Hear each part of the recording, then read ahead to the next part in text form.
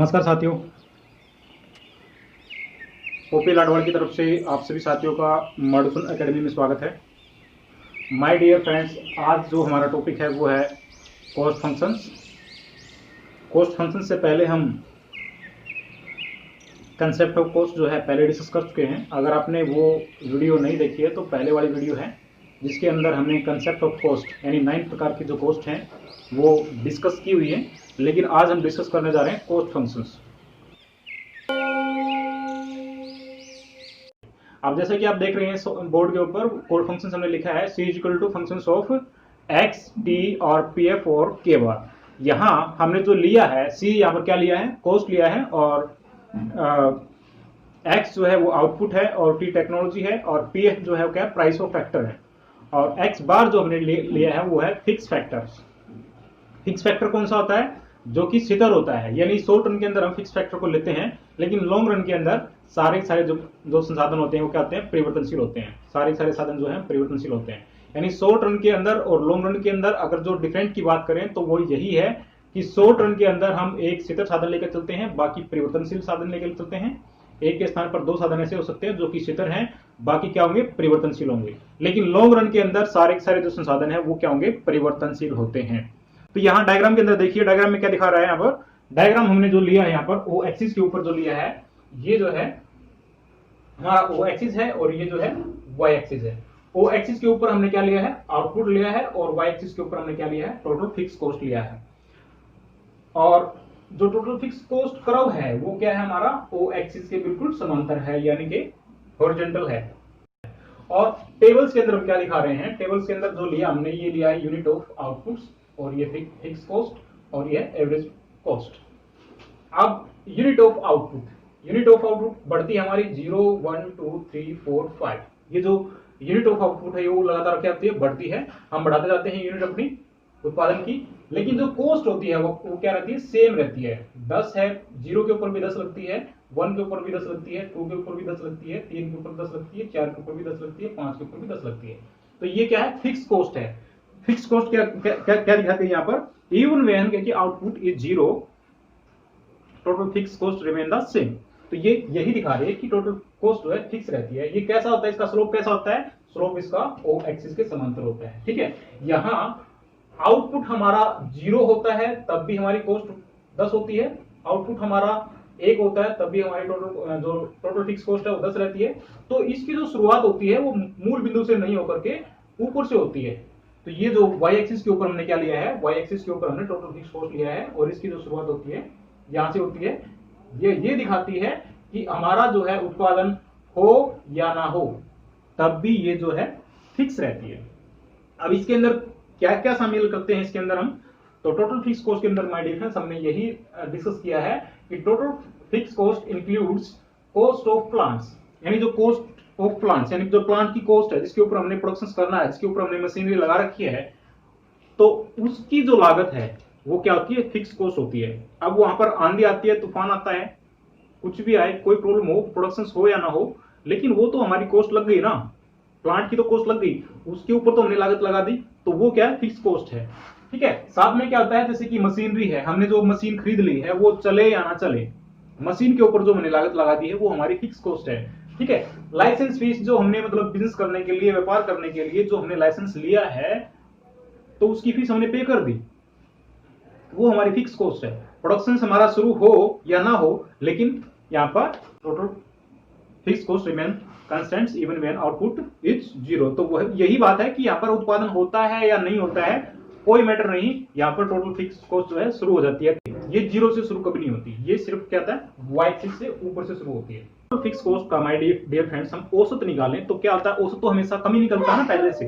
तो औसत कैसा होता है इसका देखिए, अगर हम 1 यूनिट बढ़ाते हैं तो भी 10 है, 2 करते हैं तो कम हो जाती है, यानी 5 हो जाती है। तो एवरेज कॉस्ट क्या है, जैसे जैसे हम अपना प्रोडक्शन को बढ़ाते जाते हैं, आउटपुट को बढ़ाते जाते हैं, प्रोडक्शन को बढ़ाते जाते हैं, तो क्या होता है, हमारा एवरेज कॉस्ट जो है, फिक्स कॉस्ट की जो एवरेज कॉस्ट है, यानी एवरेज फिक्स कॉस्ट जो है वो लगातार क्या होता है, गिरती जाती है। अब गिरती कैसे जाती है, देखिए वो ये इस प्रकार से गिरती जाती है। स्टार्टिंग के अंदर हमारा इनिशियल पॉइंट जो है वो यहाँ पर है, इस बिंदु के ऊपर है, और धीरे धीरे करते जाते हैं, प्रोडक्शन को बढ़ाते जाते हैं, तो क्या होता है, ये लगातार जो है नीचे आना शुरू हो जाती है। तो ये जो स्लोप दिखा रहा है ये क्या है, एवरेज फिक्स कॉस्ट का स्लोप है ये, और इसको हम बोलते हैं यहाँ पर रेक्टेंगुलर हाइपरबोला।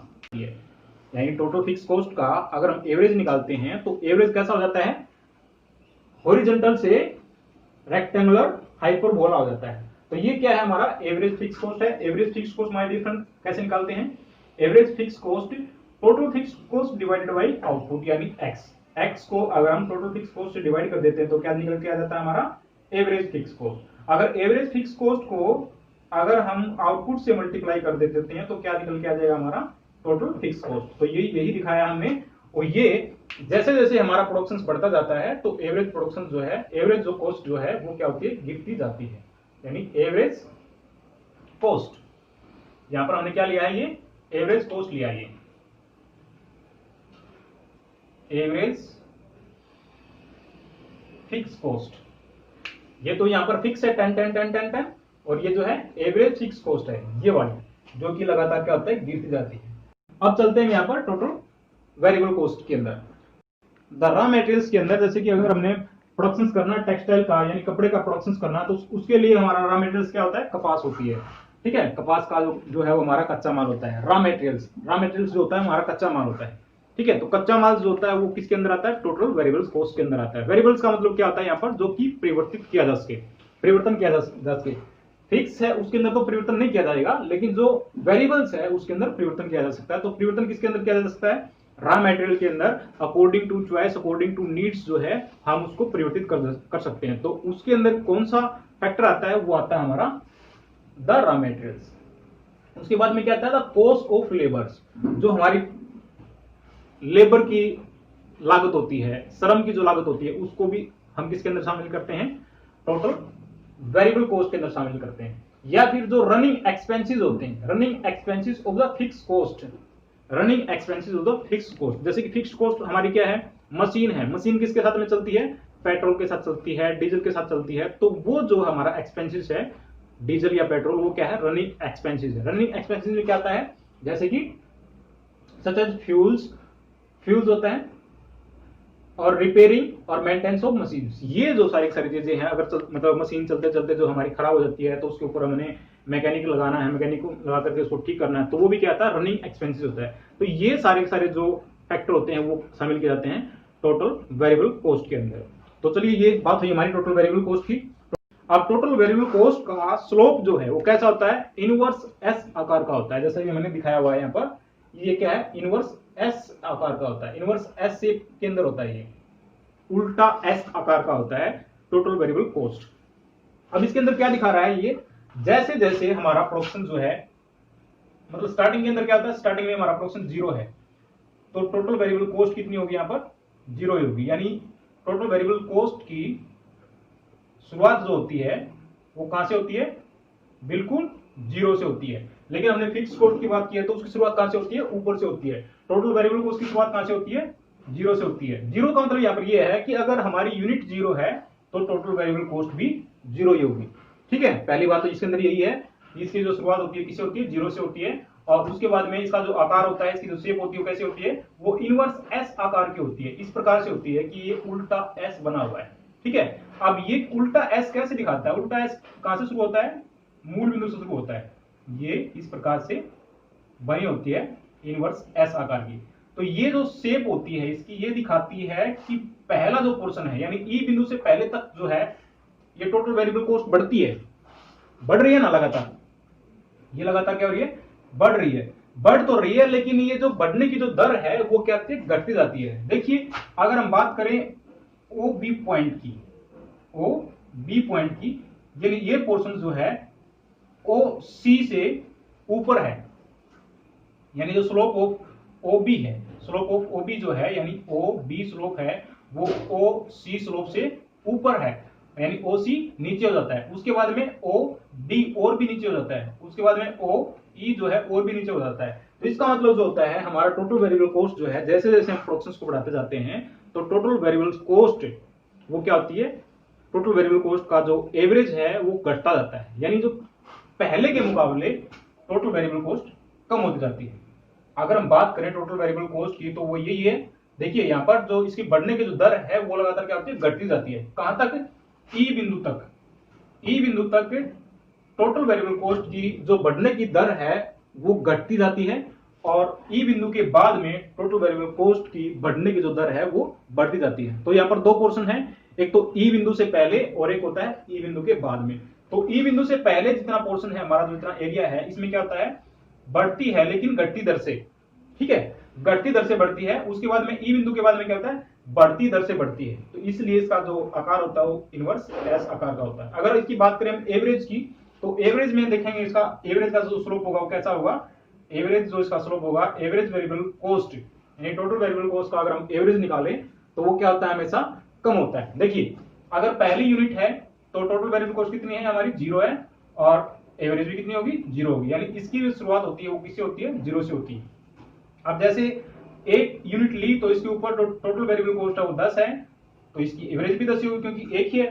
लेकिन जैसे ही 2 यूनिट लेते हैं तो 2 यूनिट के ऊपर एवरेज जो हमारी कितनी हो जाती है, 9 हो जाती है। तीसरी यूनिट के ऊपर एवरेज हमारी 8 हो जाती है। चौथी यूनिट के ऊपर हमारी एवरेज जो है 7 हो जाती है। पांचवी यूनिट के ऊपर हमारी एवरेज जो है 6.4 हो जाती है। छठी के ऊपर 6.3, सातवीं यूनिट के ऊपर 6.7।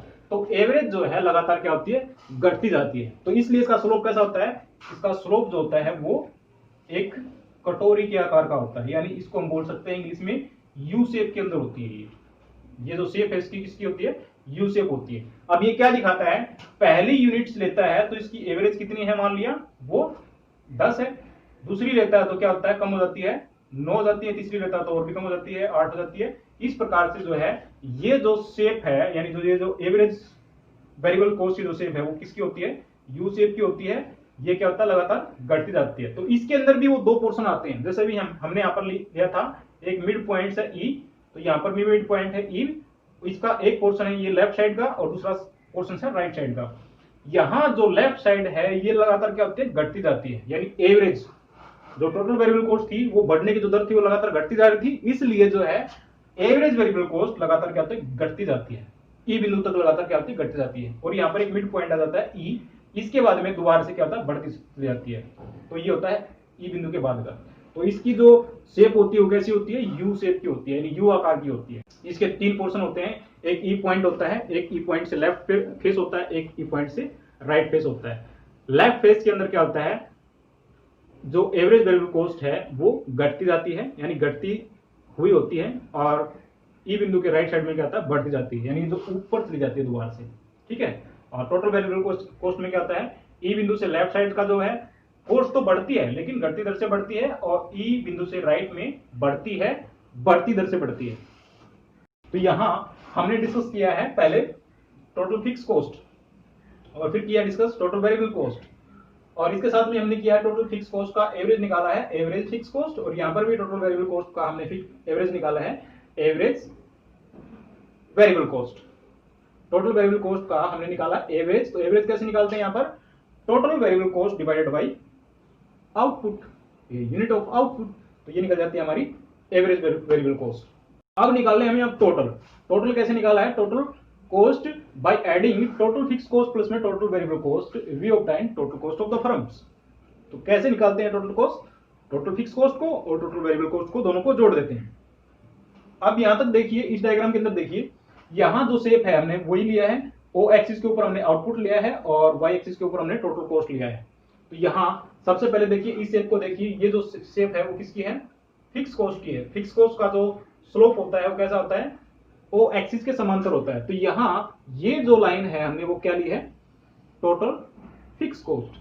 ये क्या है, टोटल फिक्स कॉस्ट है। ये टोटल फिक्स कॉस्ट को शो करती है जो कि ओ बिंदु से ऊपर है, यानी मूल बिंदु से क्या होता है, ऊपर होता है। तो ये जो है यहाँ पर टोटल फिक्स कॉस्ट को शो करती है जो कि ओ एक्सिस के समांतर होती है, एक स्ट्रेंथ लाइन होती है, सीधी रेखा होती है। ये दिखाता है टोटल फिक्स कॉस्ट। तो टोटल फिक्स कॉस्ट तो ये हुआ। उसके बाद में जो टोटल वेरिएबल कॉस्ट है वो कहां से निकलती है, वो मूल बिंदु से निकलती है। तो मूल बिंदु से जो हमने निकाली है वो क्या है, ये वाली, ये जो ग्राफ है, ये जो लाइन है, ये जो स्लोप है, ये टोटल वेरिएबल कॉस्ट का स्लोप है। तो ये कहां से निकलती है, मूल बिंदु से निकलती है। ये कहां से निकल रही है, टोटल वेरिएबल कॉस्ट कहां से निकल रही है, मूल बिंदु से निकल रही है। तो ये जो शेप है इसकी इनवर्स शेप के अंदर इनवर्स एस आकार का जो है वो क्या है, टोटल वेरिएबल कॉस्ट, और ये जो है total fix cost.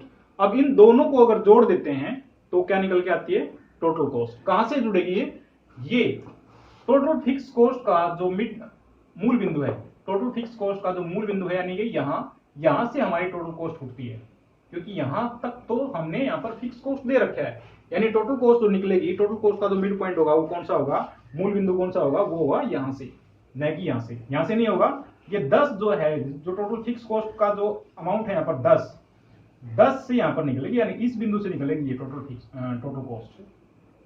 Total cost क्या है, इन दोनों का जोड़ होता है। तो इसका जो स्लोप होता है वो भी कैसा होता है, इनवर्स एस आकार का होता है। जैसा टोटल वेरिएबल कॉस्ट का स्लोप होता है, वैसा ही टोटल कॉस्ट का स्लोप होता है। अब बात करते हैं टोटल कॉस्ट का एवरेज की। तो माय डियर फ्रेंड्स, इसका भी एवरेज जो है वो यू आकार का होता है, एक कटोरी के आकार का होता है। अब देखिए ये जो शेप है ये क्या दिखाता है, एवरेज टोटल कॉस्ट को दिखाता है।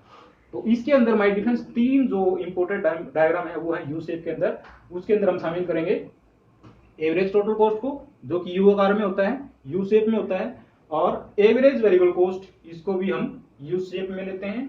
एवरेज वेरिएबल कॉस्ट को यू शेप में लेंगे और एवरेज टोटल कॉस्ट को यू शेप के अंदर लेंगे, और साथ में एक और होता है, वो होता है मार्जिनल कॉस्ट। मार्जिनल कॉस्ट को भी हम यू शेप के अंदर ही लेते हैं।